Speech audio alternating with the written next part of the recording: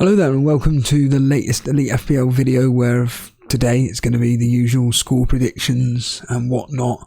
What I will say right now is that this video is probably going to be pretty long because basically I haven't done a proper video like this for about a week. It is 8:43 in the morning on Friday and I've only just returned back from Devon. 3 hours took me to get home. And while on my way up, I was listening into the United Stand with Mark Goldbridge. And the second I heard Fernandez was playing, I'm just... fuck's sake. Oh, can't swear. There's the first swear word. Can't swear. We don't like it when you swear. Fuck off. So... hearing Fernandez start, I knew immediately he was going to return.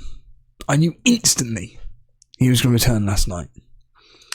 And all I kept hearing from Mark Goldbridge was just constantly, great ball from Fernandez. What a shot by Fernandez. Great pass from Fernandez. Pick him out, Fernandez. Fernandez on a free kick. Fernandez on the corner. I'm thinking, he's getting a double-digit haul and he's on my bench. Because, ironically, Mark Goldbridge was the one that said he doesn't look like he's going to play against Tottenham. So I benched him. I mean, even more ironic, I was actually going to play Ben Rama anyway ahead of Fernandez because I thought that game would be quite high scoring. And I thought Ben Rama may actually return his standard return that he gets at home. Unfortunately, that fell flat on its face, and we all know what Fernandez did last night. But then, of course, there was a moment where someone had written in the chat, just to let you know Newcastle have scored. And he was like, oh yeah, oh Christ, I forgot about that game. And I'm thinking, here we go, Isaac, Callum Wilson, oh. But by which point, all I'm thinking is, oh yeah, the fantasy bets that I recommended for tonight. And that came through. In fact, all of them came through barring one. And if that Isaac assist, I would have had 6 out of 6. Or 5 out of... it was 5 out of 5, wasn't it? That's it. 5 out of 5. But if I knew Fernandez was starting, I would have definitely have backed him as well. So it would have been 6 out of 6. I know Paulie made a decent profit on it, but he did an accumulator on the anytime goal scorer or assisters. He did Kane, Rashford, and someone else who I've completely... oh, Solanke, I think it was. And that was 6-1. Anyway, but then while on the M4, I just thought, I'm just going to listen into TalkSport now. I'm just getting a bit bored of listening into Mark. I'd listened to him for like, what was it, up to an hour. And I then put on TalkSport for the second half. And I just knew Tottenham were getting, because I needed a clean sheet, specifically for Luke Shaw. And I was in desperate need of just that clean sheet. Alright, Rashford's come through with a goal and an assist. I didn't realise he got the assist until when I got home. I thought it was Ericsson that got the assist for the first goal. But I realised, right, I've missed out on the Rashford points, whatever. Thankfully, not many had him. He's still highly owned, but within mini leagues, he's not owned by... the mini leagues that I'm in, he's not really owned by that many. And I thought, Jason's genuinely had a storm, and he did a -8 to bring in Kevin De Bruyne, Rashford and Isaac. Well, in theory, Isaac should have been given the assist. He should have been given the assist. I literally have no idea why the fuck he wasn't given the... oh, swore again. Why he wasn't given the assist. In fact, I would argue that assist, or more specifically, that ball into the box, was more of an assist than when, for argument's sake, the ball gets parried out by a goalkeeper and it lands at someone's feet and the person scores. It's like Tyler wrote an article, well, he retweeted an article that he did regarding Trent Alexander-Arnold's non-assist, which I still, when I was like, oh yeah, that, I literally don't get it. They seem to make the rules up as they go along, but certainly Isaac should have been given assists, so Rashford came through for Jason, and Kevin De Bruyne came through for Jason. He seems to have got the magic touch back, and all that hard work from my free hit has essentially been completely fucking wiped out, which is just typical. So I'm back to square one again. It's just ridiculous. It's absolutely fucking ridiculous. I mean, I saw Blonde, she did wildcard in the end. She brought in Kevin De Bruyne as well. Where the thought process came in to be bringing in Kevin De Bruyne. But fair play to him. But yeah, certainly last night's games, I mean, I can't believe Solanke got a fucking assist. Fucking ludicrous, but he again was benched by quite a few. So obviously when I look at all the tables and everything like this, in the moderator league I've dropped down to third. I'm 14 points behind Blonde. I'm 7 points clear of our man Dylan, and I'm exactly 10 points clear of Jason. I'm 32 points behind Harbour Boy, and I'm God knows how many points ahead of Dread FPL. 34 points clear of Dread FPL. 44 points ahead of Dread FPL. And then in the members league, Harry is just continuously dominating that league. Marius is second. He got 90 points, Marius. Jesus Christ. Oh, he had Kane. Kane got 11 points last night. How? Kane got 2 assists last night, didn't he? 2 assists and 3 bonus points. Just fuck off. Fucking prick. Matthews, I mean, the members league is actually all over the place. Like between Matthew in third down to, well, Brendan Saunders in ninth, there's less than 10 points. There's like 8 points between them. In fact, Matthew's Aishi's on 2184 and Brendan Saunders is on 2176. So that 10, that's like 13 points between third and ninth. That's ludicrous. And then Marius has got a relatively healthy lead ahead of Matthew. And Harry just continues storming this. I mean, where's he ranked now? 246th in the world. He did play Solanke, but he played him ahead of Fernandez, and they both got exactly the same points. And then in the YouTube chat league, nice to see all red arrows for me. Seb Long is now top, got 81 points. He's now 18 odd points clear of Matthew. And again, it's just, I mean, between 7th and 2nd, it's 9 points. There's Brendan Saunders again. Jordan's FPL Maestro's on exactly the same points as Brendan. Jovan, 2 points behind Maestro. This is fucking ludicrous. And then there's like a healthy gap between Jovan and Robert Jones.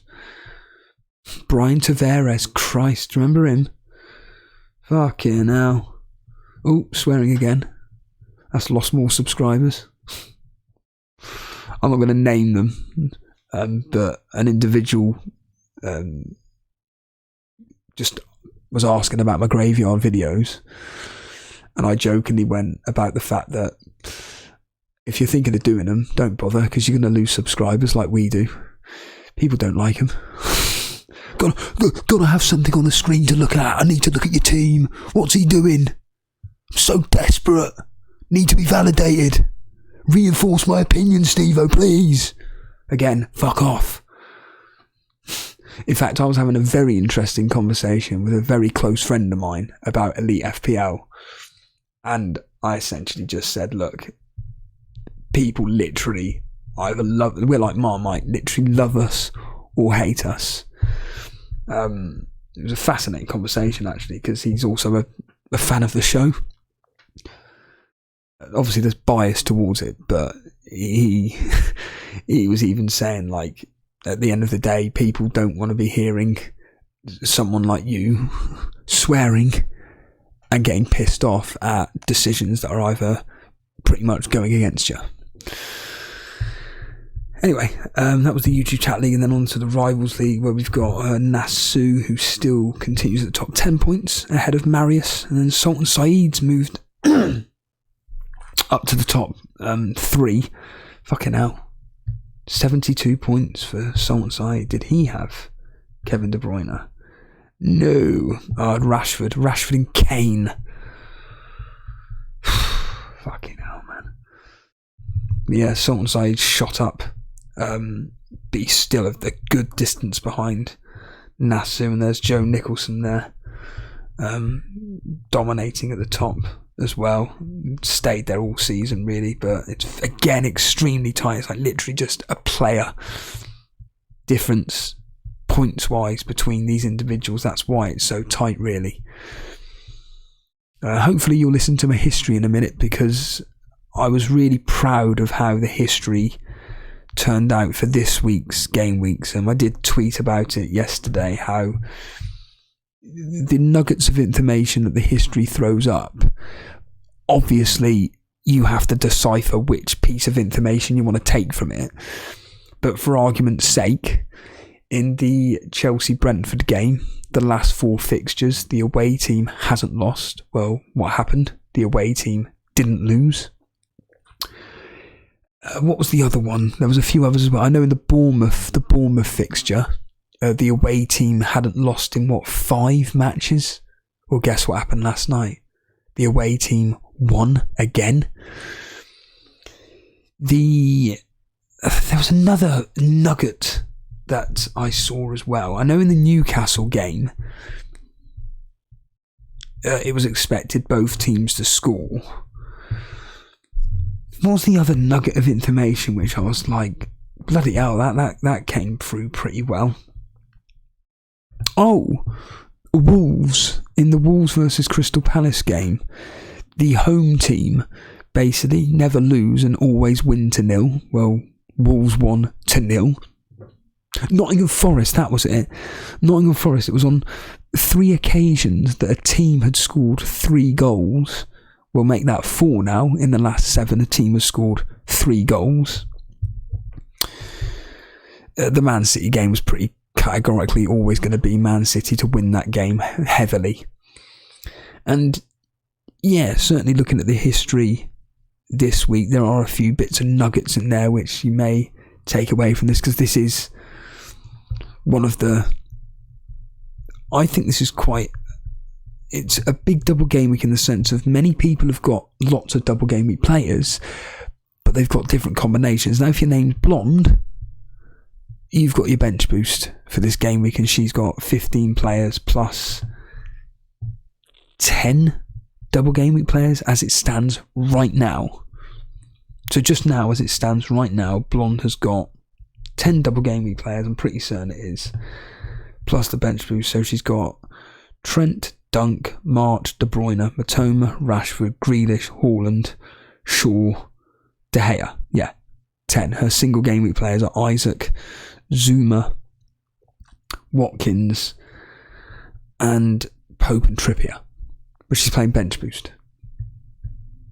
Now she could easily swap out one of these particular individuals here for another double game week player, but she doesn't need to. Her team's fine, it's all set up perfectly, she doesn't need to do a single thing, and then she can go into game week 34 or 5 with 2 free transfers. But yeah, there's lots of different permutations around the double game week. I've got 10 double game week players, and I know that Jason's got 6 or 7 double game week players.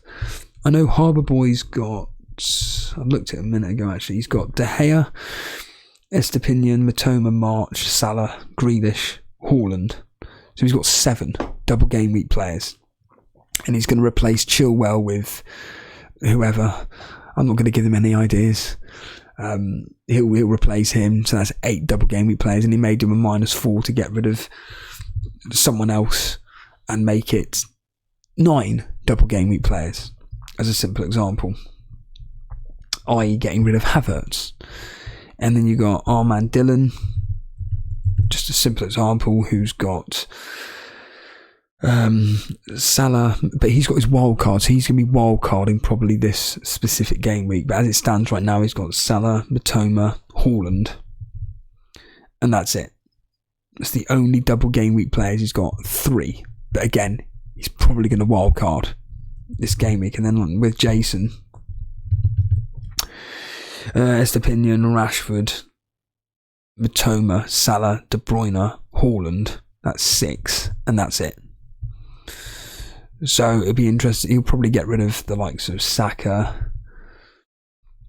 He'll probably get rid of maybe Ben White, so he'll then end up having 8 double gaming players. I don't know, but Jason just seems to be taking hits, and it's paying off really, really well for him.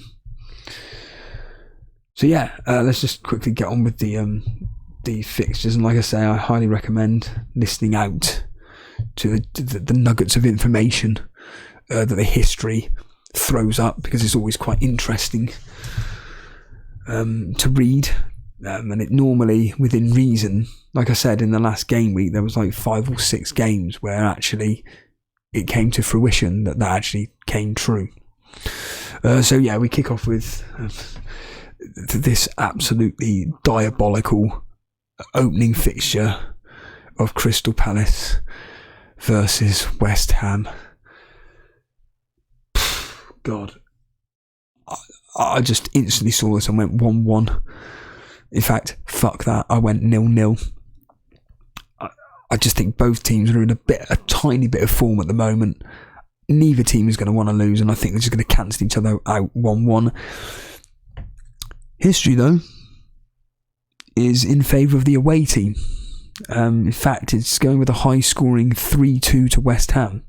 The away team are unbeaten in the last 5.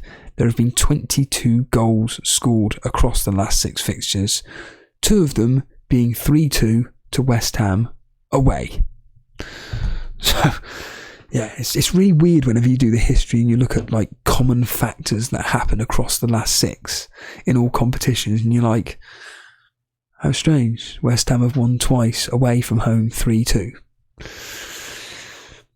Another game which, there's quite a few of these games I'm finding very, very difficult to call. I'm just going for the home team, really. Brentford at home to Nottingham Forest. Well, we all know Nottingham Forest are absolutely abysmal away from home. Brentford are very good at home, but they seem to be, I don't know, they just seem to be, from a form perspective, 1 minute they're winning against Chelsea, the next minute they're losing to Bournemouth. Not literally, but certainly when I look at the table here in front of me, yeah, it's drawn, loss, drawn, 1. You know, they beat Chelsea 2-0, but the week before that, or the game week before that, okay, they had a very credible draw, 1-1 with Aston Villa, but they lost 2-0 to Wolves away. But then again, who doesn't beat Wolves anymore at their place at Molineux? But yeah, I do think Nottingham Forest, because they got a bit about them at the moment, I do expect them to score a goal. But I think Brentford have got enough to get through this, and I'm going to go 2-1 to Brentford. The history, though, is going 1-1. The away team are unbeaten in the last 4. Forest have only lost once and the last two between these have been a draw. So there's a chance this is probably going to end up being potentially 1-1. Bournemouth or Brighton versus Wolves. Of all the matches that Brighton don't want to be having, it's Wolves up next. And Wolves seem to be, again, turning it round a bit of late. They've only lost 2 of the last 6. They've won 3 out of the last 4. That loss came at Leicester, of all teams. And admittedly, the home those wins were at home. I expect Brighton to come through this because Wolves' away form, for whatever reason, they can't seem to translate their home form to their away form, is absolutely pants. I do expect Brighton to come through this 2-1, but honestly, 1-1, 1-0 Brighton, it's going to be a fucking terrible game. Brighton are just going to be exhausted. The history, though, saying 3-1. Brighton have actually scored 3 goals on 3 occasions against Wolves. And in fact, in the last 2 fixtures, Brighton have scored 3 goals in both the games, albeit being away from home. And those 2 fixtures being 3-2 and 3-0. Again, that was at Molineux. But certainly, there's a chance that Brighton, or a team, but in this specific case, Brighton, could be getting a few goals here. So obviously March, Matoma, McAllister, Ferguson, if he's available, maybe coming through. We then move on to Bournemouth versus Leeds. Christ almighty, this is such a difficult game to call. I've had to sit on the fence here. I'm going with a 1-1. I really think that these two are going to... I don't think it's going to be end-to-end. I think it's going to be very conservative. And like I say, I just think 1-1. Although the history is a lot in Leeds' favour. It's going 3-1 to Leeds. Leeds have won 5 out of the last 6 on 3 occasions, scoring 3 or more goals, and 2 of those being 4 goals. So there's a chance that Leeds could be giving Bournemouth a bit of a tanking, and Bournemouth aren't even that great at home. They didn't really score that many, and they've lost their last 2. Those 2 matches at home that they lost were against West Ham. They lost 4-0. Coincidentally, in Brighton they lost 2-0. So maybe Leeds to win 4-0, 3-0, 4-0. Another very, very, very tough game. It's Man United versus Aston Villa. And I know it's not in the chronological order, but it is Man United versus Aston Villa next. God. One team is just physically exhausted. The other team are in really good form.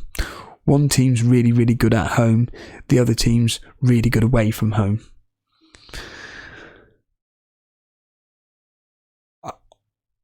I'm only going in the favour of Man United because they're at home. That is it. But honestly, if Aston Villa were to win here, it wouldn't surprise me. In fact, I think a 2-2 or a 3-2 either way could be a really good bet. So 2-2 or 3-2 either way could be really good bet here. I think Aston Villa can take advantage of Man United. I wouldn't be surprised if Aston Villa won here. Again, I'm going in Man United's favour 2-1. The history's saying 3-2 to Man United. There's been 20 goals scored across the last 6. 7 times a team has scored 2 goals. 4 times Aston Villa have scored twice or more. 3 times Man United have scored 2 or more goals. So yeah, this could be quite an entertaining, high-scoring game. We'll go back to the other game, which is Fulham versus Man City. I'm just going 3-0 to Man City. 3-4-0 Man City. I think they're going to absolutely, if they really want to, wallop Fulham. The history suggesting 2-0. Man City have kept 4 clean sheets in the last 6 versus Fulham. However, the last 2 fixtures against Fulham, they have actually conceded. Of the last 6, 3 of those fixtures, City have only scored twice. So actually, maybe it may not be as easy a fixture for City as we're all predicting. I think this next game is probably the easiest of all the games to call. It's Newcastle at home to Southampton. I'm going 3-0. Simple, easy victory.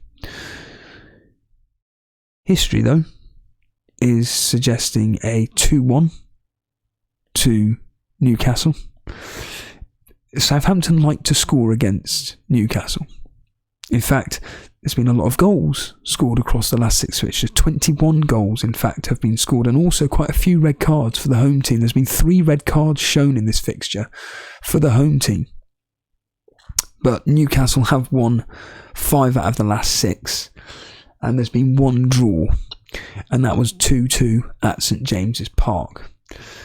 And we do know that Southampton do seem to be able to score goals. It's just the simple fact that they just concede a lot. So yeah, I expect a pretty comfortable victory for Newcastle. They're continuing to just score goals for fun. Obviously last night scoring 4. Joe Murphy again. Liverpool-Tottenham. If Liverpool decide to show up, which I expect they will, the fact that they're at home tells me that this could be a very, very fun game for Liverpool. In fact, I think potentially this could be one where we're all captaining Haaland, but actually maybe Salah could be the one to captain. We all know that he likes playing at home. He's up against an abysmal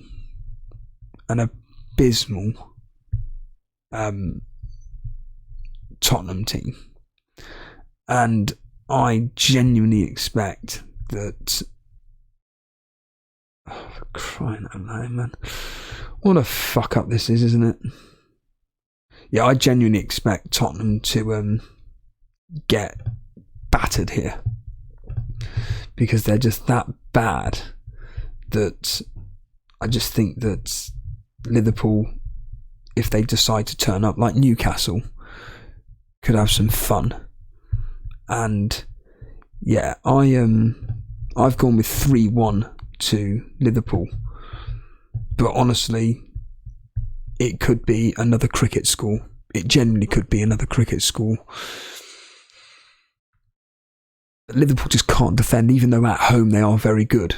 But it's the usual Kane to probably pop up with another goal. Yeah, I've gone 3-1. The history, though, is suggesting quite a tight game, 2-1 to Liverpool. Liverpool are actually unbeaten in the last 6. They have won 4 out of the last 6, but 3 of them were away from home. So actually there may be some light at the end of the tunnel for Tottenham fans, and actually it could be 1-1. God, another absolutely diabolical game. Leicester versus Everton. Leicester, a team that can't score but can't defend, versus a team that can't defend but can't score. I originally had this as 1-0, but because Leicester can't defend, I've gone with 1-1, but honestly Leicester could probably nick this 2-1. The history, though, is actually suggesting the other way round. Everton to win 2-1. Everton have only lost 1 in the last 6, winning 2 away from home. Guess what, Bilal? 2-1. So yeah, actually maybe this could be in Everton's favour, but yeah, 1-0 Leicester, 2-1, something like that. But they're fucking awful. Both teams are terrible. Arsenal-Chelsea. Obviously Arsenal coming off the back of a atrocious result against a rampant Man City. Well, thankfully they've got Chelsea next, who are fucking diabolical. I think they'll comfortably beat them 2 or 3-0. I've gone with 2-0. The history saying 1-0 to Arsenal. Arsenal have won 3 of these fixtures to nil across the last 6, 2 of them being 1-0. Although the home team across the last 6 have only won once across the last 6. It's usually in favour of the away team in this particular fixture. There's been quite a few draws in there. So actually, Chelsea may nick this based on the history, but I can't see that the way Arsenal are playing at the moment. Liverpool versus Fulham. We move on to the double game weekers now. Liverpool versus Fulham. Once again, I expect on Wednesday evening for this to be a bit of fun and Liverpool to come out on top pretty comfortably here. I'm personally going with Liverpool to win this 3-1 again. The history though is going 2-1. Liverpool don't really like playing Fulham. They've won 3, drawn 2, lost 1, and that loss was actually at home. It was actually 1-0 to Fulham, and they haven't scored that many goals against Fulham, really. So, yeah, it may be a lot tighter than what I'm expecting anyway. Man City, West Ham. I think this is just going to be a training match. 4-0, 4-1. Again, it depends what Man City turn up, but certainly I think Man City just wash West Ham aside, if they want to turn up. The history though, again, a bit like with Liverpool, Fulham is not expecting a particularly easy game for Man City. It's going 2-1 to Man City. Man City have only scored 2 goals, if anything, across the last 6. They have scored no more than 2 goals against West Ham. 2 of them being, you guessed it, Bilal, 2-1 at home to West Ham. And then we finish the week with Brighton versus Man U, where most of us will have 6 players in this fixture, and 4 of them will be defenders. So we're all going to be praying for a, hopefully, like the FA Cup, 0-0. But if Brighton decide to turn up, they beat Man United comfortably here. I don't know what happened at Old Trafford. At Wembley. I don't have a clue. I didn't watch the game. But I think Brighton beat Man United 2-1. The history is going 2-0 to Brighton. The last 3 at Brighton as well. A team hasn't conceded. So a team has won but hasn't conceded. So, this could be a game in which it could end up being Brighton to win 2-0 or Man United to win 2-0. Either way, that will serve most of us a way in which we can all be happy at the fact that, well, we've pretended to get a clean sheet out of this game for most. So, just briefly talk about the team that I've gone with this week, and it is as follows. As you can see up on screen, I am playing my triple captain. The triple captain is being played this week. Guess who is going on? I did a -8, and I've sadly gone against the plan, so my 50p's will be going on the players that I was supposed to be bringing in. So the original plan was to go with this was the original plan. Benrahma to Rashford, Gabriel to Stones, and Watkins to Solanke for a -4. However, things change. In fact, I said it in a members video, I'm pretty certain I did. I said that subject to change. And I just thought, I need to get De Bruyne in. I now need to block off my rivals. I can't be having differentials which I don't feel confident in. Even though, ironically, Fernandes had a really good game. But I personally just thought, fuck this. I'm going to go with the player which looked like he was on fire against Arsenal, and reading Football 365, his link-up play with Haaland is just, who was it? Someone in Discord said they're like the Terminator, basically. Well, I just thought to hell with it, and I brought in De Bruyne for Fernandes. Do I regret it now? The fact that De Bruyne is yellow flagged and he said to Pep, well, look, I'm Pep. Who the fuck is Pep? Pep. I'm getting a few niggles here to take me off. Now, does that mean he doesn't play against Fulham? I doubt it. I think he still plays. But will he play both games? I don't know. Do I feel deep down, as I say to Dan, that I've made a mistake? Yeah. I'm not going to lie. I'm not going to beat about the bush here. I do feel that I went into pure panic mode on whatever day it was that Arsenal played Man City, and it was just a case of, fuck, I need to get this guy in. And then the plan was to go, right, let's wait for what happens with the Man United game. Like I said, I was gutted that Fernandes started, and of course apparently played incredibly well. So like I say, he'll be doing something against Aston Villa, and he'll probably end up doing something against Brighton next week. But Kevin De Bruyne has got two very, very favourable fixtures against Fulham and West Ham, and realistically I expect both of them to come out with equal points. The other transfer was Ben Rama out for Rashford, but the only way I could fund that was by getting rid of one of my defenders, which was Chilwell. And I'm just thinking, which defender, double game week defender, can I get in that I feel has got decent attacking threat and is almost a guaranteed start? And the one I thought of was, and is cheap, was Dalot.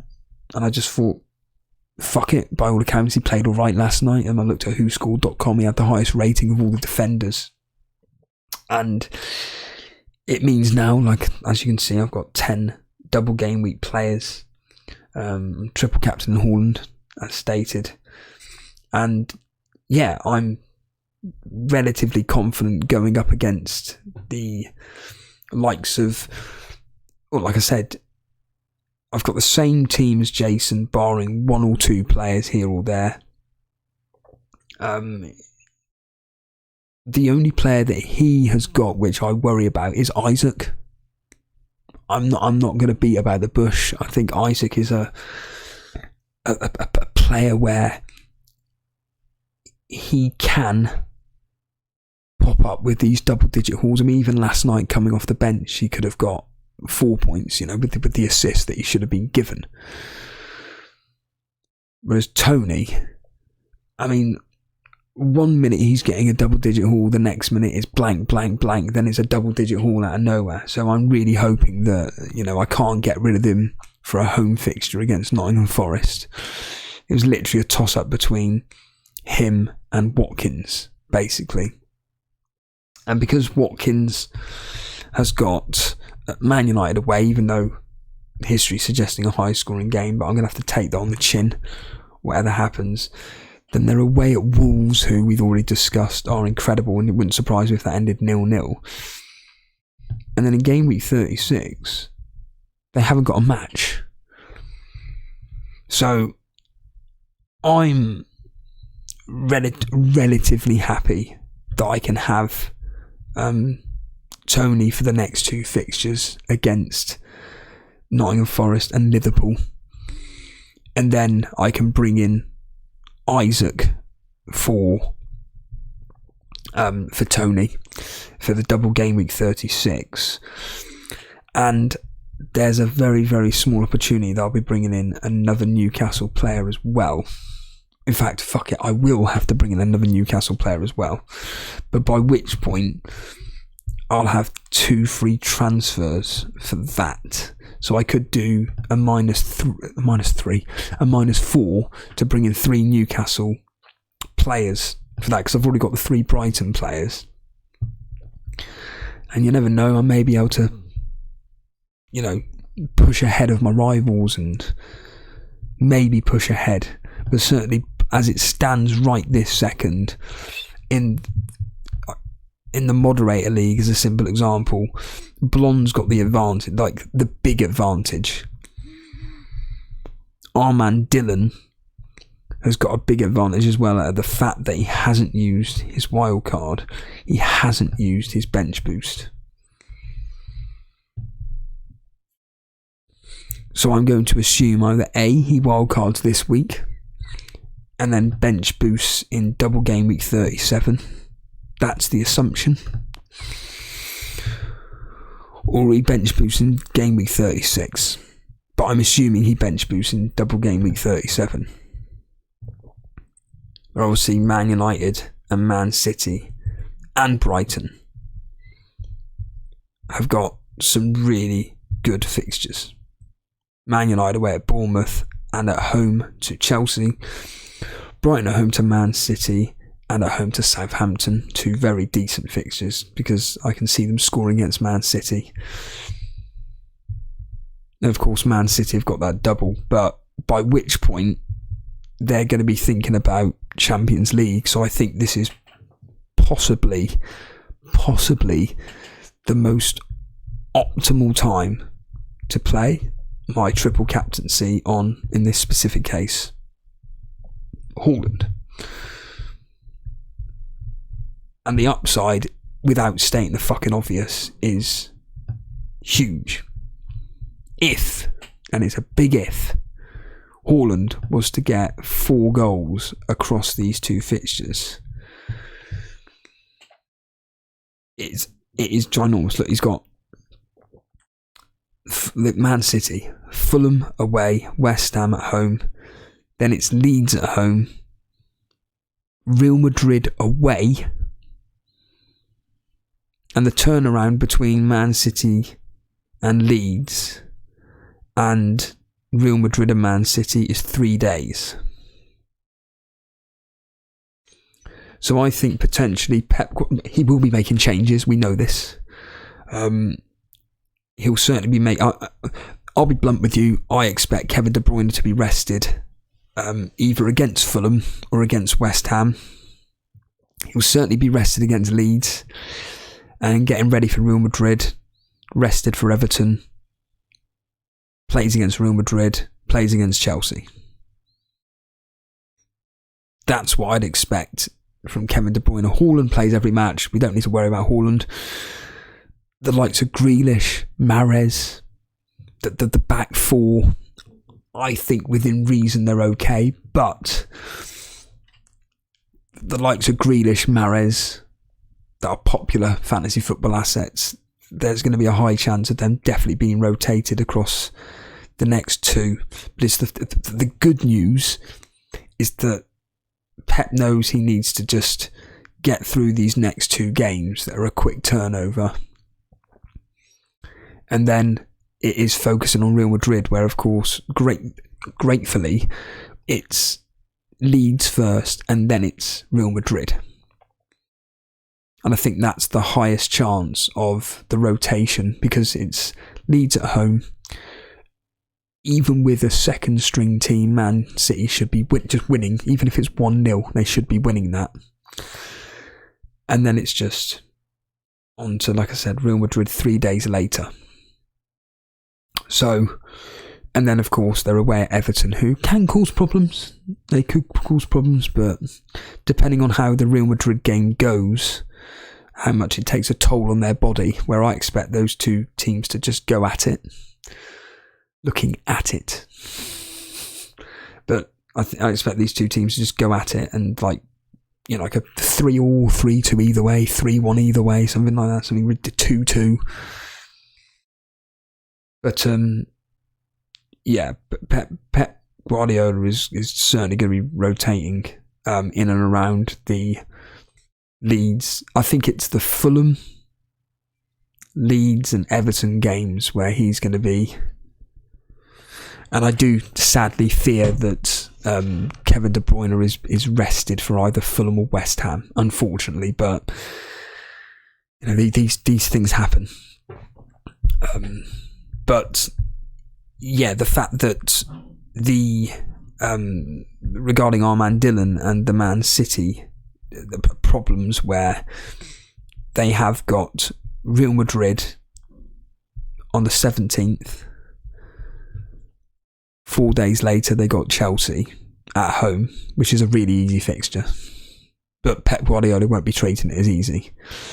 And 3 days after that, they're away at Brighton, which is very difficult.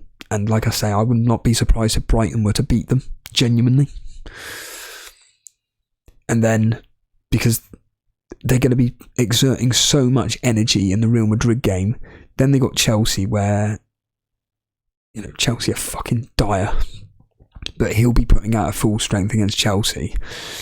And then it's going to be, fuck, some of our players have got a few niggles here or there. I can't be risking Grealish in this match against Brighton, especially if they do get through against Real Madrid. I don't know when the Champions League final is, but... And then, of course, they got the final in the FA Cup on the 3rd of June.